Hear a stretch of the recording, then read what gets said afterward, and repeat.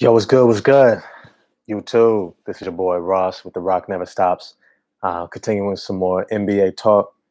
Continuing in my series, my favorite thing about your favorite NBA team for this upcoming 2021-22 NBA season. We're going to actually jump in a little bit ahead of schedule, and we're going to go with the Cleveland Cavaliers for today. So without further ado, this is my favorite thing about your favorite NBA team for this season. My favorite thing, hands down, is the young bull, Colin Sexton. Colin Sexton is the biggest deal in the NBA that absolutely no one is talking about. No one. What he did last season, averaging close to 24 points a game, 4 rebounds, 4 assists, on great efficiency. This young man has proven his doubters wrong at every level, every stage, whether it was high school, in a lauded point guard class, whether it was in college in Alabama. I don't know if y'all caught that game where everybody fouled out and their team had a bunch of injuries and they only had 4 players, and he still almost beat a team with 4 players, going 4 against 5. Colin Sexton just went wild and put that team on his back, and not even a full team. And then he comes into the NBA and immediately becomes the best player on his team, even though he still had a healthy Kevin Love. And no matter how frustrated Kevin Love can get, bruh, you can't argue with the result. Colin Sexton was able to get buckets from day one. He was able to get where he wanted to on the court. He was able to impose his will. And he showed a confidence and a comfort level in big moment situations that nobody else on the team had. Now, when a lot of people look at Colin Sexton, they see an undersized shooting guard. And it's true. He's only about 6'1", 6'2" on a good day. But his heart is 7 feet. His heart is 7. He reminds me, honestly, of Damian Lillard. He's one of those guys that as long as he's on your team, you believe he can pull something out of nothing. Everything can go wrong. But you know this guy is going to compete. He's got that heart. He's got that Russell Westbrook heart, but with a jump shot, right? He keeps learning. He keeps growing. And what I saw last season was him taking a step that really put himself on that platform to say, I belong here. I belong here. I belong in the NBA amongst some of the best players in this league. You have to understand, there's only a handful of players in the NBA who are averaging over 20 plus points a game. But to be able to do so efficiently is a big deal, because most of the time, players who average those type of statistics are on veteran teams. They're on really good teams where they got support.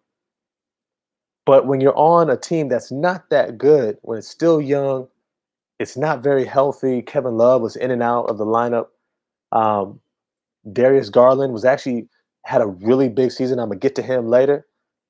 But Colin Sexton knew that the defense was going to be set up to stop him, and yet he was still able to efficiently score at a high level. Before he got hurt early in the season last year, they were actually in the playoff race. They were actually, I want to say, like a 4 or 5 seed, and they were playing extremely well. Shout out to fantasy basketball. If you do it, I would definitely say pick them up this year, because the players that they got around him this season is probably the best team he's had so far. And if he can put in even the same numbers, which I think he's going to go to another level, he may not score more, but I think he's going to do so more efficiently and have the ability to put more energy in other places, like in playmaking and on defense. So let me get to the rest of the roster, though, because I really want you to see a clear picture of what I see is going to happen next season for the Cleveland Cavaliers regarding Colin Sexton.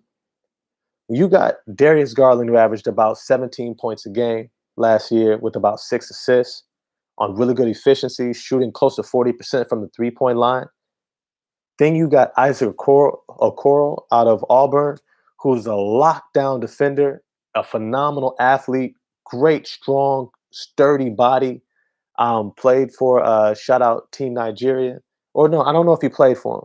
He may not have played for him, but he will eventually because the boy's got talent.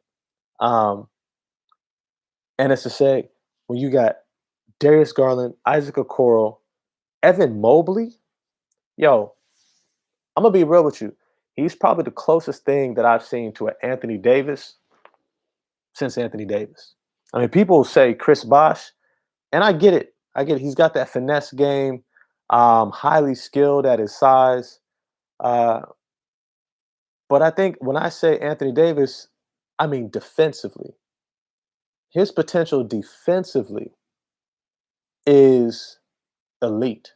Like he has first team all NBA defense level defensive talent. He's got the IQ to know where to be, how to avoid fouls while still challenging shots, ability to block shots with both hands. And then it's the agility that allows him to stay in front of players and move his feet, is where we start looking at Anthony Davis. He's the type of guy that in the next 2 to 3 years, you're going to look at that they're going to be able to put him on another all-star level big man and say, it's just you. You're going to hold him down. You're going to lock him down by yourself. And when you look at another elite defender in Isaac Okoro, who's already doing that as a wing player, now you got potentially two all NBA level defenders. And that's huge because we all know in the NBA, defense is what's going to get you into the playoffs and winning games in the playoffs, not just your offense. But Cleveland has that too, with two guards who are able to average. I see they're going to be over 20 points a game. They're going to be the next Portland Trailblazers, but of the Eastern Conference. They may not have the immediate success that Damian Lillard had because he had a LaMarcus Aldridge there early on. And even though LaMarcus couldn't see what everyone else saw, that Dame was going to be a superstar and ride it out there, and he decided to go to San Antonio. I mean, he had some time with Kawhi Leonard. It wasn't too bad of a 1-2 punch if he could have stayed healthy, if Kawhi could have stayed healthy. But it's to say he could have been playing with Dame and CJ McCollum. That would have been a big three. Those three together, yo, honestly, I think they would have gotten into the NBA Finals by now. LaMarcus Aldridge, Damian Lillard, CJ McCollum. But that's for another video. That's for another time. I might do a video on that. How about that? Right? But let's get back to Cleveland. I digress. Colin Sexton is that leader that every team needs. That guy that they can say in a big game against other great players, not only can they hold their own, but that they can throw punches back and forth. And we saw that when they faced Brooklyn. And Brooklyn was scoring down the stretch. Kyrie was doing his thing. And Colin Sexton was like, oh, I'm here too. And would hit big shot after big shot after big shot after big shot. And eventually won that game. I believe he had the game-winning shot. And that's huge. That type of confidence boost, like that's the type of confidence boost that Paul George got when he dunked on the Miami Heat in the NBA. I think it was the Eastern Conference Finals or semifinals. And LeBron James is like, yo, hey, you're the goods. And all of a sudden you see Paul George's ascension, right? You have those big moments that just solidify that you belong here and you're amongst one of the best players. And Colin Sexton has already had that moment. He's not even out of his rookie contract yet. He's still only 22 years old. And Darius Garland playing with Team USA, getting a gold medal. Yo, there's something about this team that I think the NBA is sleeping on. And it starts and ends with Colin Sexton. He's going to be the one who's going to take the big shots. He's going to be the one to say, hey, you know what? No matter what's going on, I got a bucket. I got a bucket. Slide it over this way. I got you. I got you. His confidence level, his comfort in big moments, his willingness to put his team on his back, and his work ethic is just second to none. He's one of those guys that has this incredible, like not just the chip on his shoulder, but also takes it into the moments where nobody's watching and is always working on his game. My anticipation is he gets his assists up this season and starts playing better defense. while maintaining his efficiency and continues to score about 20+ points a game. Darius Garland is going to be good too. I think he's going to get up to about 18 to 20 points a game also. Going to see like a CJ McCollum type evolution. And then he's also going to get his 6 to 7 assists as well and continue shooting the ball well. And then with Evan Mobley, and I didn't even get to Jarrett Allen. Jarrett Allen might be the next Clint Capella. He's going to be one of those slept-on centers that you're going to see like, whoa, with a good team around him, he can really close off the rim with a 7'6" wingspan. He's agile. He's physical. He's really grown into his body coming out of the University of Texas. And shout out to the University of Texas and head coach Shaka Smart. They turn out some elite centers. If you're a center and you're not going to go to the G League out of high school, which I recommend, Texas turns out big-time centers. But with that said, I expect the Cleveland Cavaliers to be knocking on the door for that play-in tournament. I wouldn't be shocked if they get in. I wouldn't be shocked if they're actually a higher seed and maybe get up to like that number 7 or number 8 seed. They've got that good of a team. And with head coach BJ Bickerstaff, he's one of those head coaches that he kind of has that Brad Stevens type feel to him, where he's got a system, he's got buy-in, connects with his players, he's got the X's and O's, and he understands how to position guys to maximize their talent and also hide their deficiencies. Nobody thought Colin Sexton was going to be this good. And I think a big part of that had to do with Coach BJ Bickerstaff. I can imagine if they had a whack coach like Jim Boylan, like the Chicago Bulls had for those 3 years, right? And nobody looked good in that system. But you see somebody like BJ Bickerstaff putting guys in position, no matter who's on the roster, playing guys like Shetty Osman, and I'm going to get to the bench. But he's got guys like Shetty Osman and still playing, what's his name, Matthew Dellavedova. And he was still playing those guys and putting this team together. Kevin Love was kind of healthy, but wasn't. Still trying to play, but didn't really seem like he was all that into it. And yet they were still able to find success in developing the young talent. And now you have veterans coming off the bench. You got Ricky Rubio, who's going to be a great stabilizer in that backcourt off the bench, allowing Darius Garland and Colin Sexton to play off the ball, running that offense and defense smoothly.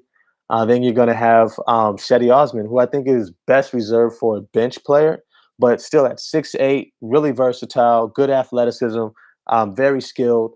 I think he's going to be really solid for them. Kevin Love, honestly, I think Cleveland just needs to buy him out. I'm going to be honest with you. Just buy him out. Look, take back some contracts. I don't know. But I think he needs to leave. I don't think he has any motivation to play anymore. I think he's ready to retire, to be honest. He might go someplace where he has a shot to win and he's able to play some good basketball still when he's motivated. But I don't really see him as somebody who's a good fit for Cleveland and what they're trying to build there. But then they still got Lauri Markannen, who has a lot of potential and is going to be in a much better situation under head coach BJ Bickerstaff and this team that's very unselfish with a lot of playmakers and good defenders around him to hide those deficiencies. And bring him off the bench, I think is going to take a lot of pressure off of him to perform at a high level. And he already got paid. So now he's able to calm down, sit back, have a nice training camp. He knows what to expect in this pandemic basketball still. I think the players are going to be more comfortable. And we're going to see a big year. We're going to see guys really begin to solidify their place in the NBA. And like I said, it starts and ends with Colin Sexton. So if you like this video, like and subscribe. I'm excited to see this NBA season. We got less than 30 days. So I think we've got about 30 days or less for this upcoming season. It should be exciting. I think we're going to see some great basketball. There's so much parity in the league right now. So I'm actually excited to go ahead and do Charlotte and Chicago as well. I think I'm going to hold off on Chicago because I still think they're going to sign some more players and do some more things. But Charlotte, I'm excited to do that video coming up next. So once again, if you like the video, like, subscribe, leave some comments. I definitely respond. I also sometimes take thoughts on videos to do afterwards. But with that, I'm out. Deuces. This is your boy Ross with The Rock Never Stops. Peace.